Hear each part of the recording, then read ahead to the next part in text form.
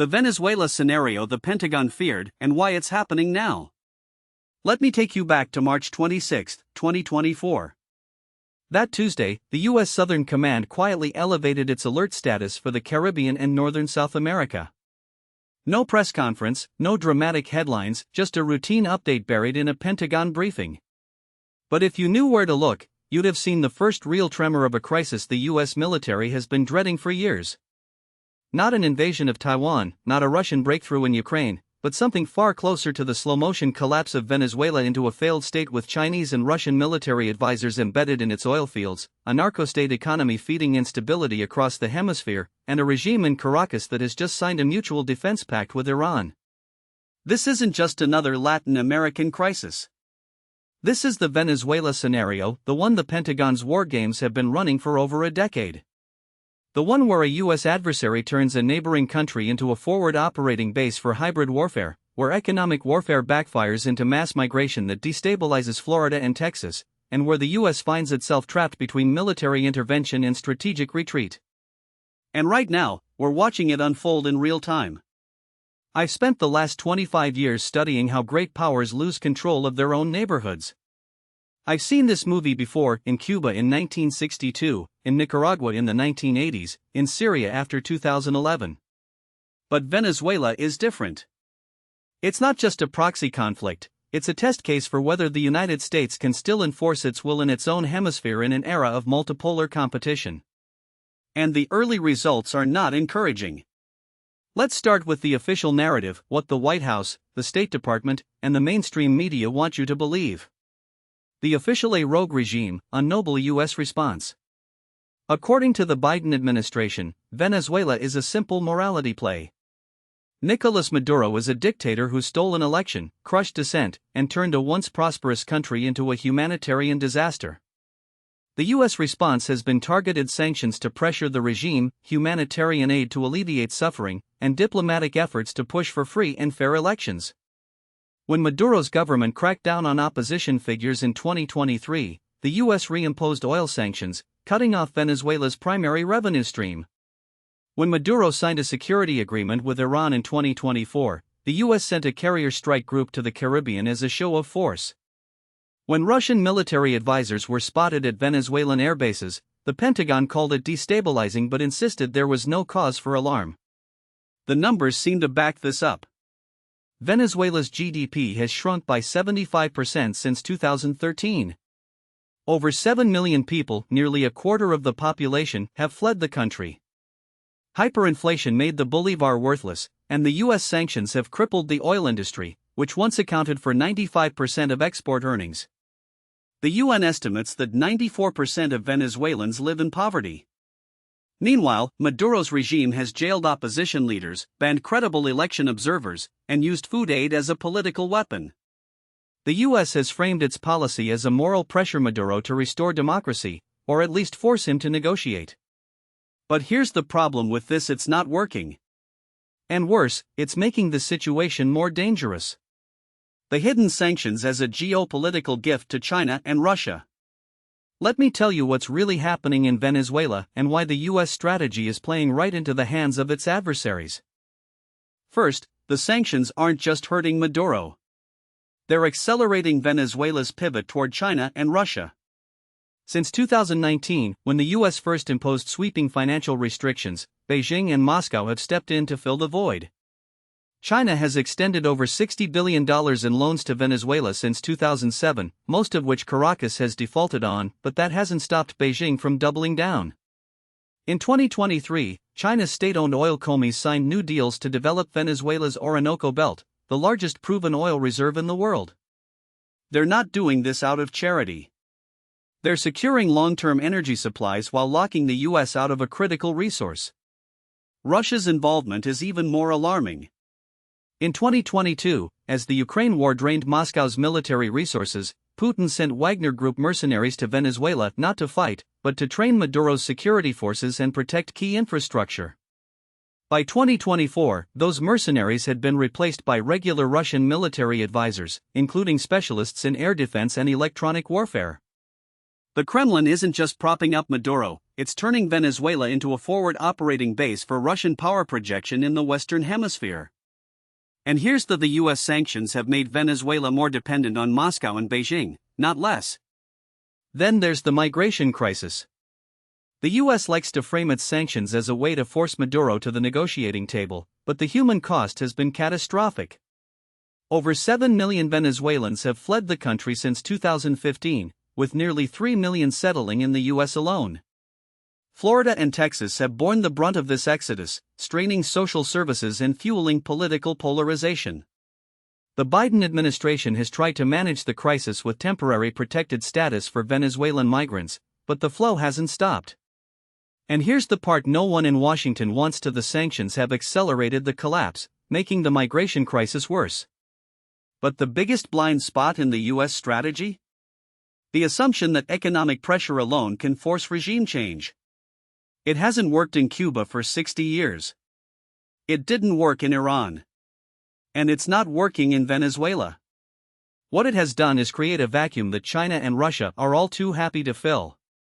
The geopolitical why Venezuela matters to the new Cold War. Now, let's out.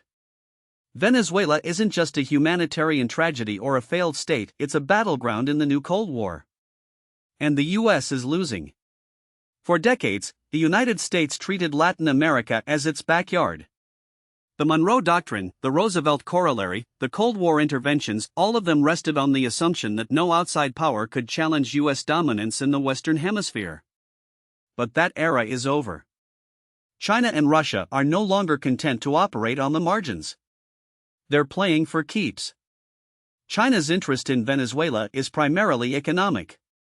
The Orinoco Belt holds an estimated 300 billion barrels of oil, more than Saudi Arabia. Beijing isn't just buying Venezuelan oil, it's investing in refineries, pipelines, and port infrastructure. In 2023, China and Venezuela signed a 25-year cooperation agreement that includes joint ventures in mining, agriculture, and telecommunications. The goal? To create a Chinese economic sphere of influence in Latin America, one that reduces US leverage over the region. Russia's game is different. Moscow doesn't care about Venezuelan oil. It cares about power. By stationing military advisors in Venezuela, Russia is doing two. First, it's forcing the US to divert attention and resources away from Ukraine and the Indo-Pacific. Second, it's signaling to other US adversaries, Cuba, Nicaragua, Bolivia, that Moscow will back them if they challenge Washington. This is classic great power competition. Russia can't match the US militarily, so it's using asymmetric tools, hybrid warfare, economic coercion, and proxy conflicts to erode American influence. And then there's Iran. The 2024 security pact between Caracas and Tehran was a wake-up call for the Pentagon. Iran isn't just sending drones and military advisors to Venezuela, it's helping Maduro's regime evade US sanctions through a shadow banking network. The two countries have also deepened cooperation on cyber warfare, with Iranian hackers targeting US financial institutions from Venezuelan servers. This is the nightmare scenario the Pentagon has been warning about for a convergence of US adversaries in the Western Hemisphere, creating a multi-front challenge that stretches American resources thin. Here's where it gets interesting. The US response has been a mix of denial and overreaction. On one hand, the Biden administration has tried to downplay the Russian and Chinese presence, insisting that Venezuela is still within the US sphere of influence. On the other hand, it has escalated sanctions and military posturing, which only pushes Maduro closer to Moscow and Beijing. It's a classic case of strategic incoherence, the kind that happens when domestic politics override grand strategy. The military: how close are we to a Cuban Missile Crisis 2.0? Let's talk about the military implications, because this is where things get dangerous. Right now, the U.S. has two carrier strike groups in the Caribbean, the USS Gerald R. Ford and the USS George H.W. Bush. That's the largest naval deployment to the region since the 1962 Cuban Missile Crisis. The official reason? Deterrence. The real reason? The Pentagon is worried about Russian and Iranian military activity in Venezuela. Here's what's actually happening on the ground. Russian advisors are helping Venezuela modernize its air defense systems, including the deployment of S-300 missile batteries. These aren't just defensive weapons, they're a direct challenge to U.S. air superiority in the region. Meanwhile, Iran has supplied Venezuela with Mohajer 6 drones, which can be used for surveillance or strike missions. And then there's the nuclear. In 2023, Russia and Venezuela signed a deal to build a peaceful nuclear reactor in Venezuela. The U.S. intelligence community is deeply skeptical about that label. Now, let me be, I'm not saying we're on the brink of war. But the risk of miscalculation is real. In 2019, when the U.S. recognized Juan Guaido as Venezuela's interim president, the Trump administration came this close to military intervention. National Security Advisor John Bolton was pushing for a limited strike on Venezuelan military targets. The only thing that stopped him was the Pentagon's assessment that such an operation would require at least 150,000 troops and could spiral into a full-blown insurgency. The hawks in Washington still haven't learned the lessons of Iraq, Afghanistan, or Libya. They think regime change is quick and easy. It's not. Venezuela has a population of 28 million, a terrain that's perfect for guerrilla warfare, and a military that's been trained by Russia and Iran. If the U.S. invades, it won't be a surgical strike.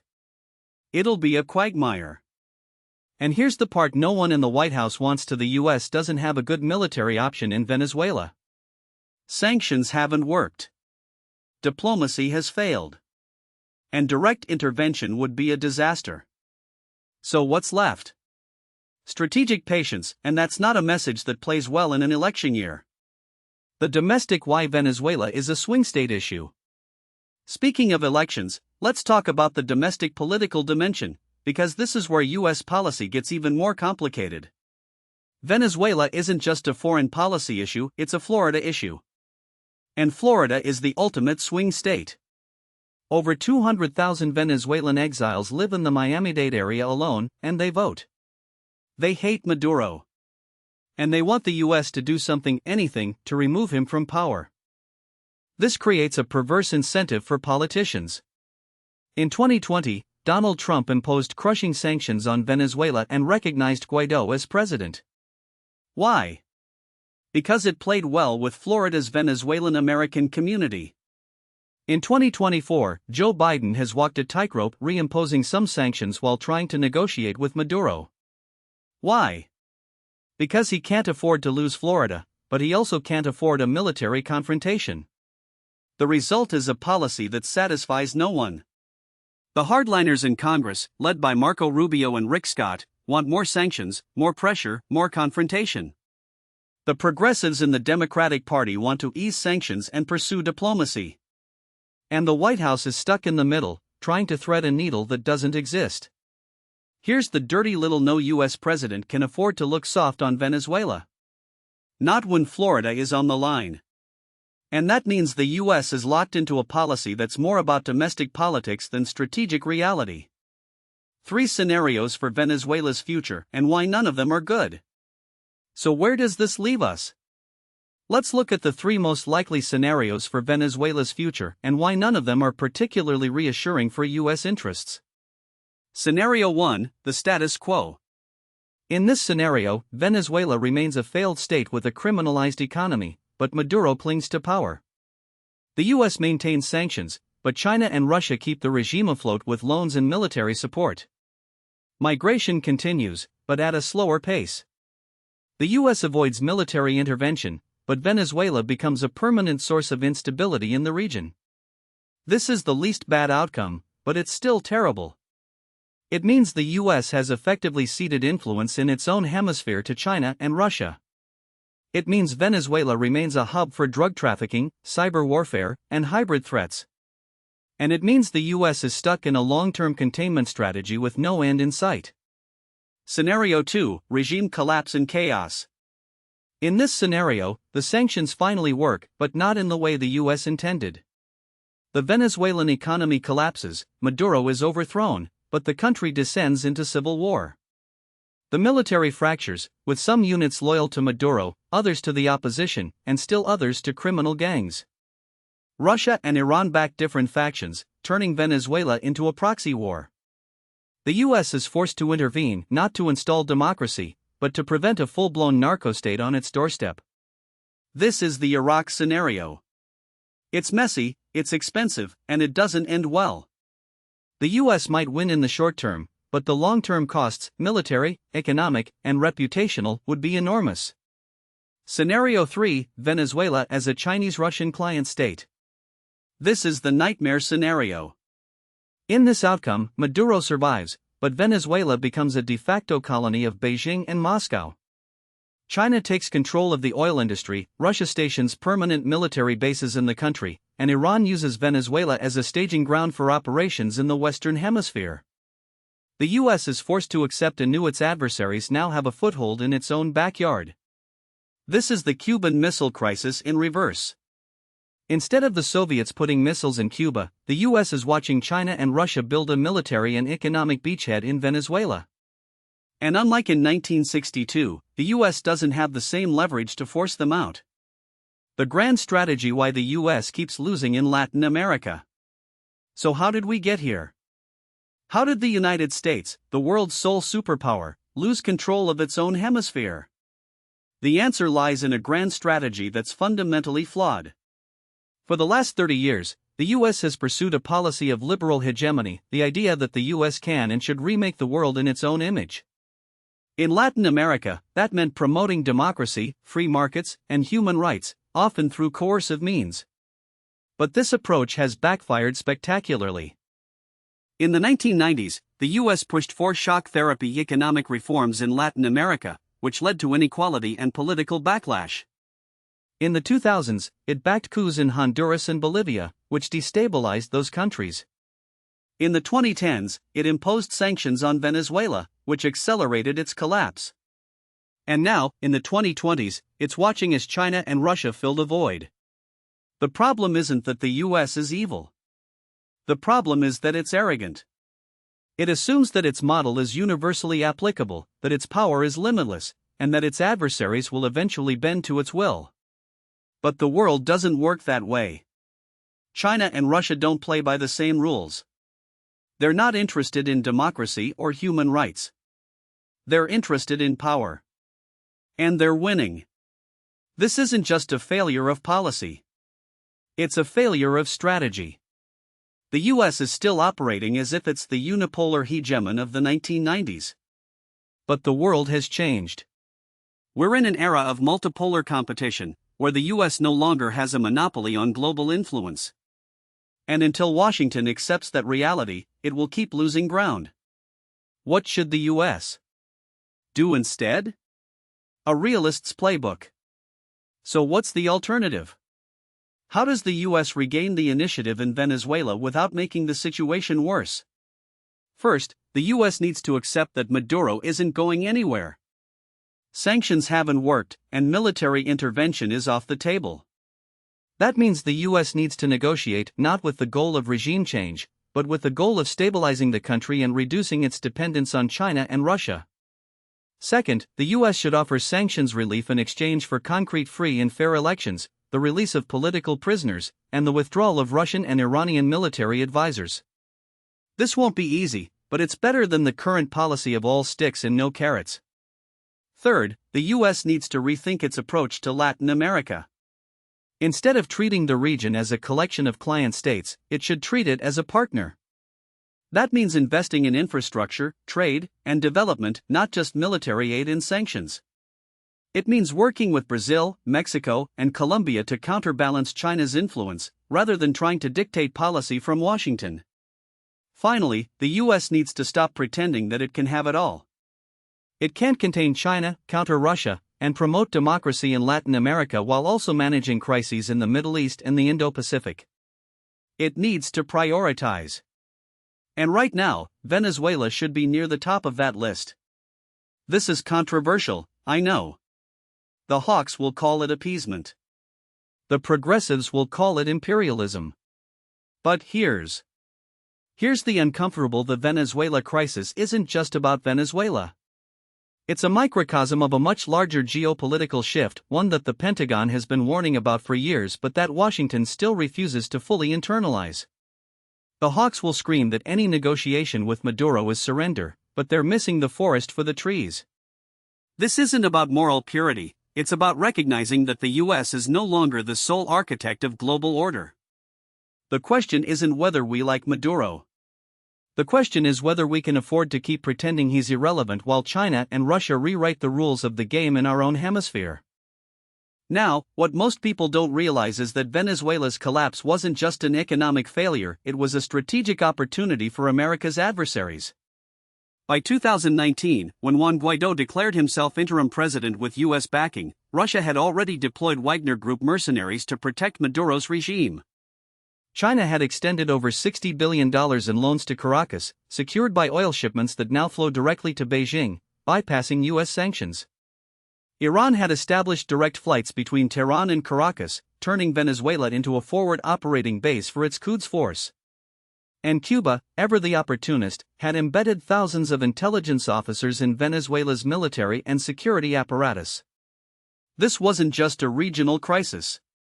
It was a full-spectrum geopolitical beachhead, and the U.S. response was to double down on a failed policy of maximum pressure while ignoring the fact that our adversaries were playing 4D chess. Let me explain why this matters beyond Venezuela's borders. The Pentagon's 2018 National Defense Strategy identified great power competition as the primary challenge to U.S. security, with China and Russia explicitly named as revisionist powers seeking to erode American influence. Yet in Latin America, the U.S. has done exactly what those adversaries it has overcommitted to a losing strategy while underinvesting in the tools that actually matter. Sanctions? China and Russia have turned them into a feature, not a bug, by deepening their economic ties with Caracas. Military posturing? The Russians have outmaneuvered us, deploying nuclear-capable bombers to Venezuela in 2018 as a direct challenge to U.S. regional dominance. Diplomacy? The U.S. has ceded the field to Beijing, which has quietly become the largest trading partner for nearly every country in South America. Here's the U.S. still doesn't have a coherent strategy for countering this. The State Department's 2022 Western Hemisphere strategy mentions China 42 times and Russia 17 times, but it reads like a wish list rather than a plan. Meanwhile, the People's Liberation Army has been extending its footprint in the region, from deep-water ports in Argentina to satellite tracking stations in Patagonia. The Russians, for their part, have turned Venezuela into a testing ground for hybrid warfare tactics, from cyber attacks on U.S. energy infrastructure to disinformation campaigns targeting Latin American voters. And yet, when I talk to officials in Washington, the response is often that we'll just sanction them harder. That's not a strategy. That's a prayer. The military implications are even more alarming. The U.S. Southern Command, which oversees operations in Latin America, has been sounding the alarm for years about the erosion of U.S. influence in the region. In 2021, Admiral Craig Fowler, then the head of Southcom, testified before Congress that China was aggressively pursuing military-to-military engagements in Latin America, including arms sales, training programs, and even potential basing agreements. Russia, meanwhile, has used Venezuela as a platform to project power into the Caribbean, conducting joint naval exercises with the Venezuelan Navy and even flying two 160 strategic bombers to the country in 2018 and 2020. These aren't just symbolic gestures. They're deliberate challenges to the Monroe Doctrine, the 200-year-old principle that the U.S. would not tolerate foreign military intervention in the Western Hemisphere. And yet, the U.S. response has been woefully inadequate. The last time the U.S. had a serious military presence in Latin America was during the Cold War, when it backed coups and counterinsurgencies across the region. Today, the U.S. has just one permanent military base in Latin America at Guantanamo Bay, and even that is a relic of a bygone era. Meanwhile, China has built or exited ports in AMA, Jamaica, and the Bahamas, while Russia has explored basing agreements in Nicaragua and Cuba. The U.S. still has the most powerful military in the world, but it's increasingly irrelevant in a region where soft power and economic leverage matter more than aircraft carriers. This brings me to the most uncomfortable question of what happens if the U.S. loses Latin America. It's not as far-fetched as it sounds. In 2000, the U.S. accounted for 50% of Latin America's trade. Today, that number is down to 30%, while China's share has grown from 2% to 15%. In 2010, the U.S. was the largest foreign investor in the region. Today, China is. And in 2023, for the first time, more Latin American countries voted against the US than with it at the United Nations on key resolutions, including those condemning Russia's invasion of Ukraine. This isn't just a diplomatic setback. It's a strategic realignment, and the US is losing the battle for hearts and minds in its own backyard. So where does that leave us? The first step is admitting that the old playbook doesn't work anymore. The US can't bomb its way to influence in Latin America, and it can't sanction its way to stability in Venezuela. What it can do is compete smartly, ruthlessly, and with a clear-eyed understanding of what's at stake. That means investing in infrastructure, not just military aid. It means offering real alternatives to Chinese loans, not just lecturing countries about debt traps. It means working with regional partners like Brazil and Mexico, not treating them as junior allies. And it means accepting that in a multipolar world, the US can't have it all. It has to choose its battles, and Venezuela is one of them. The hawks will call this defeatism. The progressives will call it imperialism. But here's the US is already losing in Latin America. The question is whether it's willing to change course before it's too late. Because if Venezuela falls completely into the orbit of China and Russia, it won't just be a humanitarian disaster. It will be a strategic catastrophe, one that could reshape the balance of power in the Western Hemisphere for decades to come. And that's a scenario the Pentagon feared long before anyone in Washington was willing to listen. Now, what most people don't realize is that the Venezuela crisis isn't just about geopolitics, it's about the slow-motion collapse of a state, and the way that collapse is reshaping domestic politics in ways Washington still refuses to acknowledge. The Pentagon's worst-case scenario wasn't just about Russian jets landing in Caracas or Chinese naval bases in La Guaira. It was about what happens when a country's institutions rot from the inside, when its military fractures, and when its people, desperate, angry, and increasingly radicalized, start looking for solutions that don't involve the United States. And that's exactly what we're seeing now. Let me explain why this matters. In 2019, when Juan Guaidó declared himself interim president with U.S. backing, the narrative in Washington was Maduro's regime was on the brink, the military would flip, and democracy would be restored. 4 years later, Guaidó is a political ghost, Maduro is still in power, and the Venezuelan military, once seen as the key to regime change, has become something far more a fractured, predatory force that no longer answers to anyone, not even itself. Here's the uncomfortable: the Venezuelan military isn't a monolith. It's a collection of competing factions, some loyal to Maduro, others to Diosdado Cabello, others still to regional strongmen who operate like warlords. The generals who control the gold mines in Bolivar State aren't the same ones running the cocaine routes in Zulia. The National Guard officers extorting migrants at the Colombian border don't take orders from the same chain of command as the elite units protecting Maduro in Miraflores. And the longer this goes on, the more these factions turn inward, carving out their own fiefdoms, their own revenue streams, their own survival strategies. This isn't a military that's going to stage a coup. It's a military that's already in the process of eating itself alive. And that's where the real danger lies. Because when a state's coercive apparatus splinters, the power vacuum doesn't get filled by Democrats. It gets filled by whoever has the guns, the money, and the willingness to use both. In Venezuela's case, that means three: first, the rise of armed colectivos, pro-government paramilitaries that operate with impunity in poor neighborhoods, enforcing Maduro's rule through intimidation and violence.